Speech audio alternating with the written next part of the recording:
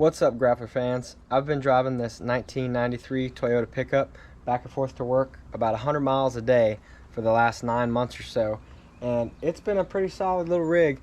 It does leak a lot of oil and a few other little things here and there. It's got a 5-speed manual, the little 4-cylinder, really tried and true Toyota motor that everybody raves about, but it doesn't get amazing miles per gallon. You know, it's small and light. It's pretty good. So what I'm excited to show y'all is this little diesel Volkswagen Golf that I actually got from a really good buddy of mine, Michael, who's been in some of the videos with his 6.0 Power Stroke.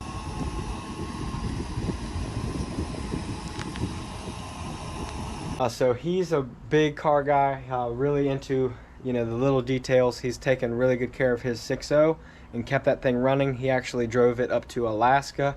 A 6.0 Power Stroke went from Alabama to Alaska. So if that doesn't tell you he maintains it well, I don't know what will. He wants this thing to get the same treatment. He didn't want to take it to Alaska. He wanted to keep it though. He decided to leave it with me, let me do some maintenance on it for him, and put some miles on it driving it to work. It's already got 200,000 miles. It's got a manual transmission as well, and as I mentioned, it is a turbo diesel. Made some progress on the Golf. You can see a new timing belt now. It's got new rollers, as well as a new tensioner down here, a couple other new things here and there. I've got the timing set with it and it tensioned. As you can see, she's nice and taut. Still need to put the serpentine belt on and the new tensioner for that, but I gotta get some of the other stuff on first or else that'll be in the way. Made that mistake earlier. I went ahead and tried to do that first because it'd be easy, and then it was in the way. So I'm gonna put this thing back together. We'll see how that goes. I'm swapping over this plastic piece onto the new valve cover, and I also have a new oil pan because here, let me take my light down here. I was using my jack to support this thing because half the motor is disconnected, and the steel jack poked through the aluminum pan just a little bit, and it got oil all over my freaking garage. Went through this cardboard all over the floor here. Now this is a mess here, trying to show you, but you can see where it's kind of damp there. Yeah, so I got a new oil pan. That wasn't part of the plan. I didn't realize it was aluminum and so fragile, but you should use wood anyway when you're, you know, supporting an engine. But lesson learned. I thought about it when I put the jack under the engine. I was like, nah, it's just the engine. I'm not trying to jack the whole car up. I just want to support the weight. But yep, caused a little bit of an issue here. Also, when I took the water pump out, got a new water pump, which is one of these guys right here. Can't really see what I'm pointing at, but new water pump. When I took out this part by the vacuum pump over here, the little heater thing for that leaked coolant everywhere. It wasn't ready, so I had a big mess there. And then doing the water pump, I thought I had already leaked out all the coolant because how much came out, and then a whole nother like gallon came out of the water pump. So this has been a mess of a good time. I'm gonna try to throw it back together without too much talking, and see how this thing wants to do going down the road. See if we can get some good MPGs out of this little diesel. So I'm back to work on the oil pan. As you can see, I got most of these bolts out here, and the only two that are left are in this really inconvenient spot. Not that one, right there. And the Germans put stuff in the way. Like this is in the way. Hang on, let me find this. This is kind of in the way, and it's also like back this way.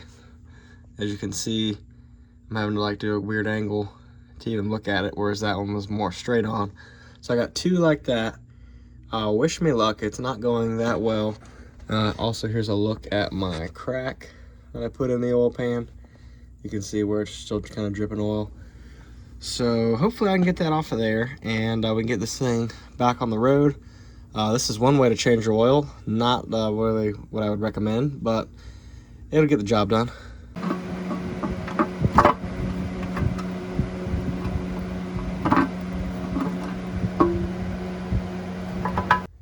Got the old pan off now. You can see those two last bolts were still kind of just hanging on by the adhesive there. And you can see here's the dipstick, so that's where that sticks down in there. And this looks like a pickup for the oil there. And then we've also got a timing chain, perhaps. It has a timing belt, so I don't know what this chain is, but something important there. So maybe the pump, oil pump chain, that would make sense. Got some important looking stuff going on in here. You can see all inside of this thing. Pretty neat. I did not intend to get this in depth with this car, but that's the way it goes sometimes. So I'm gonna get this mating surface cleaned up some, and then got a new gasket and a new oil pan over here, and we'll get this thing looking right. There's the gasket and fresh oil pan, so no more dent, hopefully no more leaking. After trying a couple tricks to unscrew this oil filter canister here, you can see this type of filter has like a permanent piece here and then a removable top, and then the filter's down in there.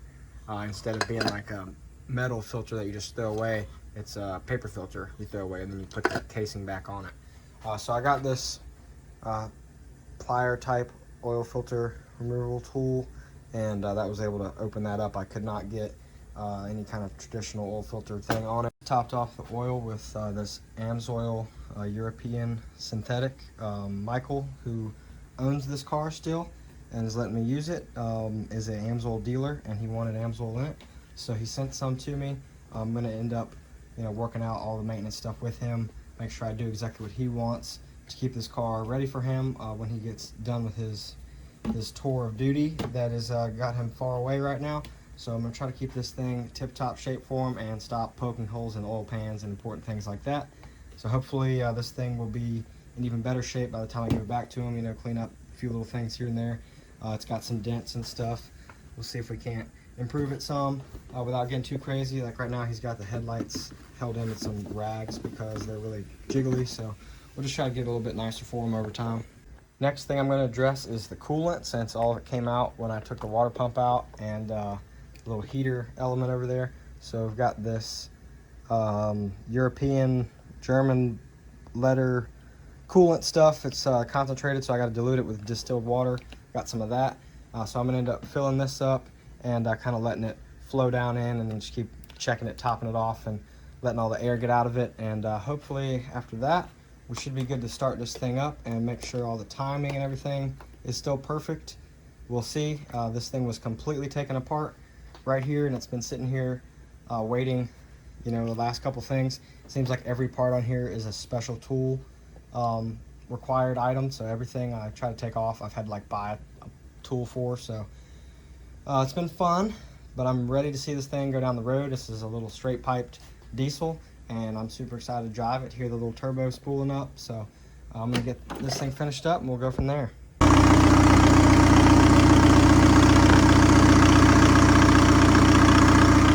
After all that positivity and excitement, I put coolant in this thing and immediately started leaking.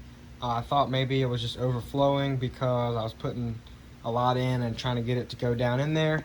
And I decided, let me start it, see if it'll kind of flow down in there, and it started leaking worse. So I'm gonna try to duplicate that for y'all real quick, start her up, and show y'all what's going on here. But we have got ourselves a coolant leak, and it's pretty dang bad.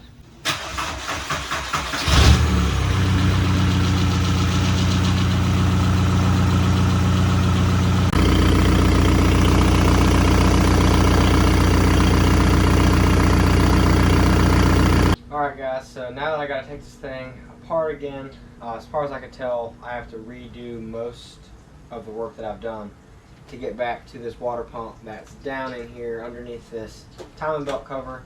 I'm gonna go ahead and take this time to answer y'all's questions. I think it'd be kind of fun to walk and talk, work, and find my tools again. I haven't even had a chance to put my tools up yet, so I got stuff strewn all over the place. I know this place is a mess, but I have had projects in and out of this garage ever since we moved in, and I'm still working towards getting the shop figured out, but that is a whole nother story. But we'll start with what y'all asked as I take a couple of these screws out. So first question, what's the best setup you've done? Okay, so in my opinion, first of all, I really like what the Bronco has right now with the 33 by 1350 tires on 15s. It's like a really stubby little fat tire. You know, it's short and wide. That is kind of, you know, what is becoming more popular, and also what I've always thought was pretty tough looking. But I have to say, I think on my King Ranch, when it was leveled on 37s, that was just like the ultimate combo. That was in, you know, like 2015 or 16 or something. I had that thing done like that, and I mean, you just can't beat it. It was awesome. So I got this coolant thing out here, and I'm gonna probably start taking this hose out here. I also did do 38s on my Platinum for a very short time, leveled. That was not my best setup because it wasn't practical. You had to be super careful while you were driving to make sure you weren't like scrubbing every time you turned and hit a bump at the same time. So moving on to the next question though, because I just answered that like 3 times. Those are my top 3 for sure. So the next question is, when will the Grapplaholics decals be available for people that aren't on Facebook? Okay, so right now, the only way to get a Grapplaholics decal is to join the Grapplaholics Facebook group. I've done that because I can keep track of all the orders pretty easily by turning on the comments when the sale starts on the post, and then like when I get to the set number of comments for how many stickers I have, I can turn it off and be sold out.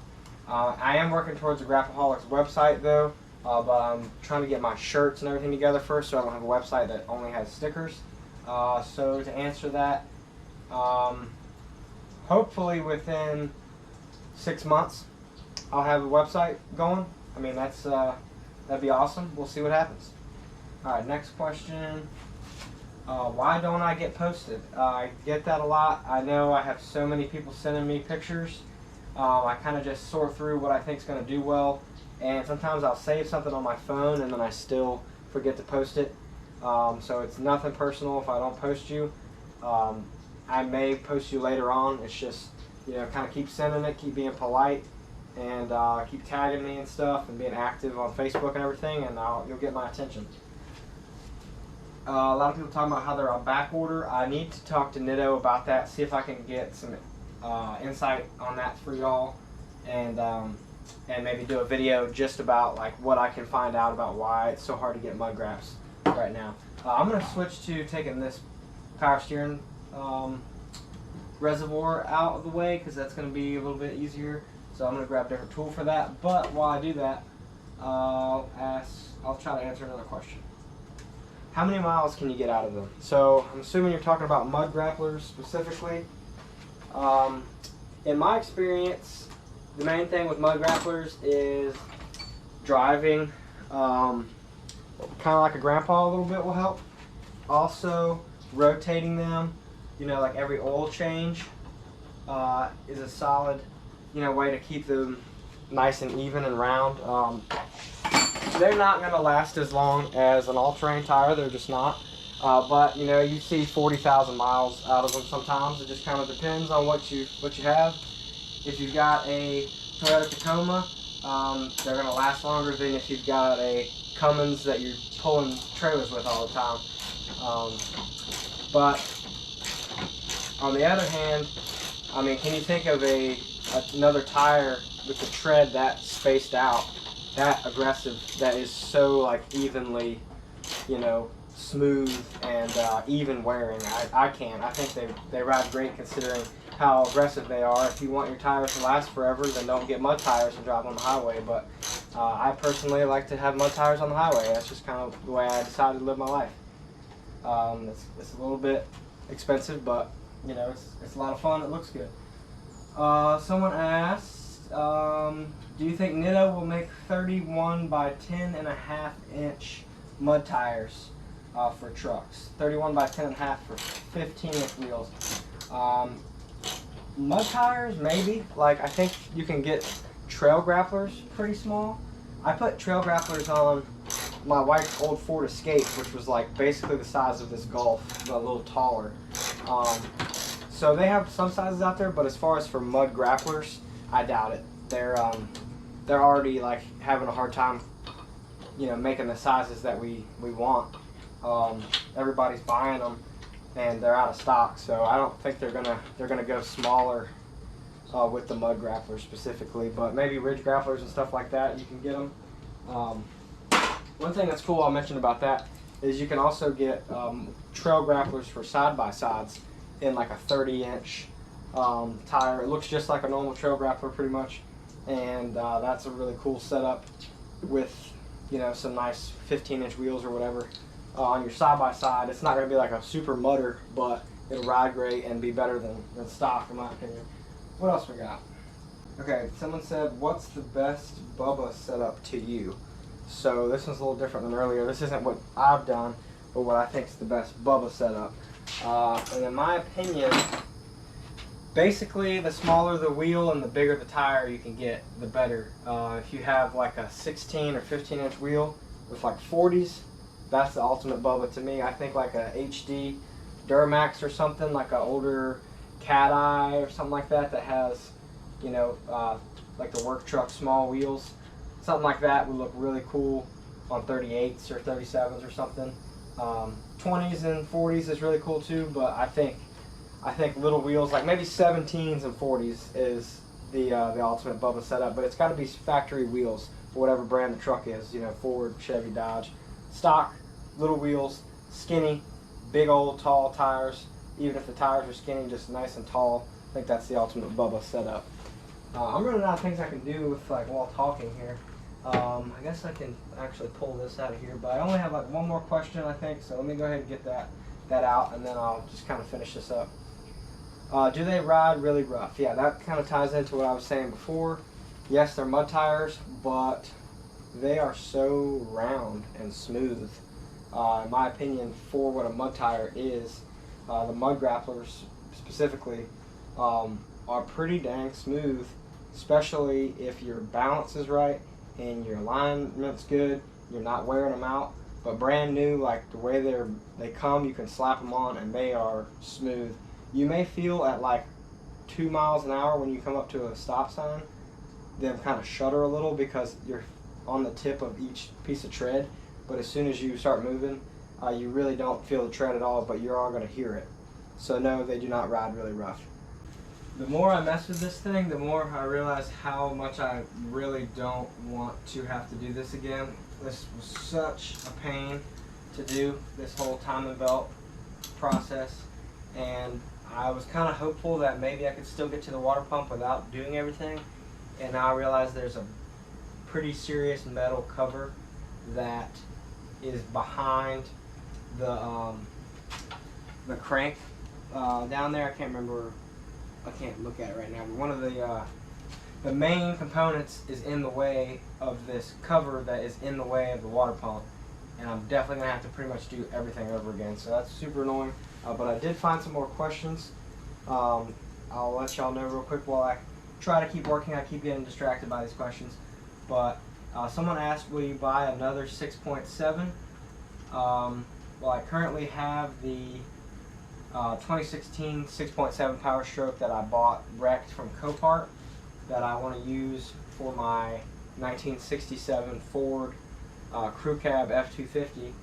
It's a lot of words, but basically I'm going to take an old truck, put it on a new frame. It's been done before, but I'm going to do it in my way that I think is going to be super clean. I'm going to do a 4-inch BDS with Fox coilovers and everything. Oh, that was, I wasn't supposed to tell y'all that yet. That was a little sneak peek. I was going to ask y'all that in a future video, but there's that. Then I'm also planning on making that super nice, but I don't know that I'll really buy another like factory stock new truck for a long time.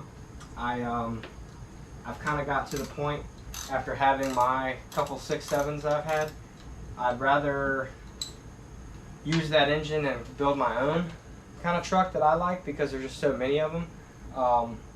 And I also really just like older stuff, like the 12 valve Cummins that I had for a while. That's just such a simple to work on, old school, just powerful, manly machine. I kind of prefer the old stuff, whether it be looks or reliability, but the power of the 6.7 is just freaking on point for Ford. You know, it's a solid setup. I think someone else asked, what's my opinion on the 6.7 motor? Yeah, so I think It's a solid motor. I mentioned in my videos in the past that I think the first couple of years when it came out was not that great. My 2011 blew up on me after I was hot rodding it around and you know, racing some Mustang down in Mexico with it, and you know, I just was very surprised when it blew up. And apparently some of the early years had some weak links here and there. So basically 6.7 power strokes. I would recommend getting a 2015 or 2016 if you want the steel body like the ones I've had. If you can afford a newer aluminum one, maybe not get a 17 because that was the first year, but 18, 19, all that stuff should be fine. Same motor though, they're pretty solid, even 17. But avoid 11 and 12 if you can. 2011, 2012, first year of the new motor, they're still figuring it out. So that was that. Someone asked which grapplers are your favorite. The mud grapplers by far. That's what I use for all my logos and everything. And kind of why I got obsessed with Nitto in the first place and started Grapplaholics. Let's see, what else we got? Someone asked which wheel and tire setup are you putting on the bump side 6.7. I really appreciate that question. That is an awesome question. I have kind of changed my mind a couple times, but my rendering is 17-inch old school American Racing Outlaw 2s. Basically, it looks like the wheel that came on like an OBS Power Stroke, but it has like some extra rivets in it. It's a little bit more like Baja kind of inspired. But basically a stockish looking polished aluminum wheel on 40-inch Nitto trail grapplers. But I may also do an old like solid steel wheel like I've got on the old yellow crew cab I have right now. Just like the basic steel wheel, like the ones I put on my Cummins as well, just really tough looking, and some mud grapplers. What's the plans for the Toyota? Okay, so the little red pickup I just showed y'all, I'm going to end up selling at some point. I'm hoping to have this Volkswagen on the road again one day and drive this freaking thing. So if I can finish this and tear back into this thing, I don't want to do anything that's too difficult while I'm talking and mess something up, but taking little stuff off here and there. I'm going to get back into it on camera, try to do it off camera, try to do it faster this time, but plan is get this thing on the road and then immediately sell the Toyota. It's a cool old truck. I've had fun driving it, but I'm at 8 vehicles right now, not including my wife's 4Runner, so I need to sell something before she kills me. And someone asked, what do we need to do to get posted? I kind of answered that before. Make sure you're DMing a lot and tagging me, maybe mention me in your story and stuff, just so I see you, because everybody else is just kind of sending me stuff and saying, hey, post me, and it's just kind of hard to weed through all of it, so that will help you out with those tips there. That's going to do it for this video. I'm doing way too much talking and not enough working, so I'm going to put the camera down and pick up the pace. But thank y'all so much for taking your time to listen to what I had to say. And also everybody that asked me questions, I hope you got a solid answer. If you have another question, put it down in the comments. I'll try to get to it in a later video, or at least respond back to you. I try to read all my comments and have some kind of answer for you. So I appreciate all you guys. If you haven't yet, be sure to check out the Instagram. I've also got a TikTok and Facebook group, so y'all check me out on all platforms. And if you like Nitto tires, tell me in the comments which one's your favorite and what size and what kind of rig you have. Thank y'all for watching.